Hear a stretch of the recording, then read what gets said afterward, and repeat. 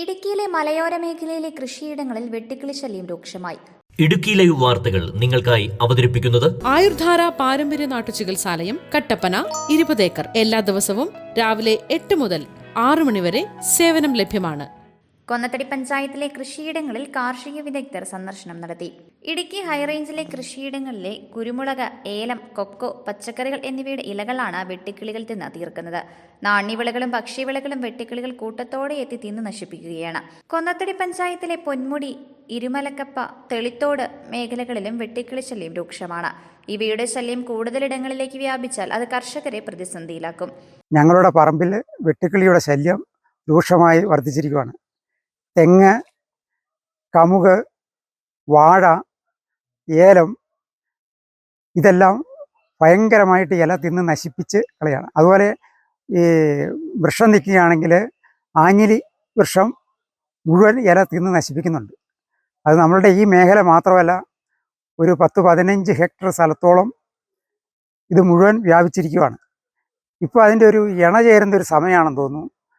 അത് കൂട്ടത്തോടെ മൊത്തം നിലത്തൊഴിയെല്ലാം മണ്ണിൽ വന്നിക്കുന്ന കൂട്ടമായിട്ടിരിക്കുന്നത് കാണാം. അവർ എല്ലാ വിളകളും നശിപ്പിക്കുകയാണ്. കൂടുതലായിട്ട് ഏലമാണ്. ഏലത്തിന് നമ്മൾ മരുന്നടിക്കുമ്പോൾ ഒരു കുറച്ചൊക്കെ കുറയുന്നു. അത് നമ്മളെ കൊണ്ട് തന്നെ ഇപ്പോൾ സാധിക്കാൻ പറ്റാത്തൊരവസ്ഥയാണ്.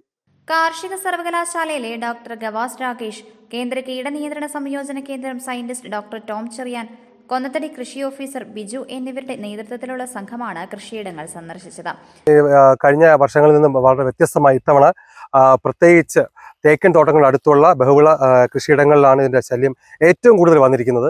അപ്പോൾ അതിനുള്ള ഏറ്റവും നല്ല പരിഹാര മാർഗമെന്ന് പറഞ്ഞാൽ ഈ വെട്ടുകിളികൾ ഇപ്പോൾ തേക്കിൽ നിന്ന് താഴെ ഇറങ്ങി വിളകൾ തിന്ന് മുട്ടയിടാൻ തയ്യാറായി മണ്ണിലേക്ക് ചാടി തുടങ്ങിയിട്ടുണ്ട്. അപ്പോൾ ഇവയെ നിയന്ത്രിക്കുന്നതിന് വേണ്ടി ഈ മുട്ടയിടുന്ന സമയത്ത് തന്നെ നമുക്ക് വേപ്പിൻ പിണ്ണാക്കോ വേപ്പെണ്ണയോ തളിച്ചു കൊടുത്ത് ഇവരെ ഓട്ടിക്കാം. ഇല്ലെങ്കിൽ ഏറ്റവും നല്ല മാർഗം മിത്രനിമാവര അടങ്ങിയ കടാവറുകൾ മണ്ണിൽ ചേർത്ത് കൊടുത്ത് മിത്രനിമാവരയുടെ സഹായത്തോടു കൂടി ഇവയെ കൊല്ലാം. ഇല്ലെങ്കിൽ രാസകീടനാശിനി ഉപയോഗിച്ചാൽ കൊല്ലേണ്ടി വരും അവസാനം. കനത്ത വേനലിനെ തുടർന്നുണ്ടായ കൃഷിനാശത്തിന് പിന്നാലെ വെട്ടുക്കിളി ശല്യം കൂടി വിനയാകുമോ എന്ന ആശങ്കയിലാണ് ഇപ്പോൾ കർഷകർ. Idukki live news, Kattappana. Idukki live വാർത്തകൾ നിങ്ങൾക്കായി അവതരിപ്പിച്ചത് എത്ര പഴകിയതും രൂക്ഷവുമായ വേരിക്കോസ് വെയിനിന് ശാശ്വത പരിഹാരം. 16 വർഷത്തെ സേവന പാരമ്പര്യവുമായി ആയുർധാര പാരമ്പര്യ നാട്ടുചികിത്സാലയം, കട്ടപ്പന. പഴയ മുറിവുകൾ, അൾസർ, വെരിക്കോസ്, നിക്കോട്ടിൻ കാരണമുണ്ടാകുന്ന മുറിവുകൾ, അസ്ഥി സംബന്ധമായ രോഗങ്ങൾ തുടങ്ങി എല്ലാ രോഗങ്ങൾക്കും ഫലപ്രദമായ ചികിത്സ. ദളിത് സാഹിത്യ അക്കാദമിയുടെ ഡോക്ടർ അംബേദ്കർ പുരസ്കാരം, ശിവഗിരി മഠത്തിന്റെ വൈദ്യശ്രേഷ്ഠ പുരസ്കാരം തുടങ്ങി വൈദ്യത്തിൽ ഒട്ടനവധി പുരസ്കാരങ്ങൾ ലഭിക്കുകയും പാരമ്പര്യ വൈദ്യത്തിൽ ഡോക്ടറേറ്റ് നേടുകയും ചെയ്ത വൈദ്യർ സിൻഡോ ജോസഫ് നേതൃത്വം നൽകുന്നു. ആയുർധാര പാരമ്പര്യ നാട്ടുചികിത്സാലയം, കട്ടപ്പന, 20 ഏക്കർ. എല്ലാ ദിവസവും രാവിലെ 8 മുതൽ 6 മണി വരെ സേവനം ലഭ്യമാണ്.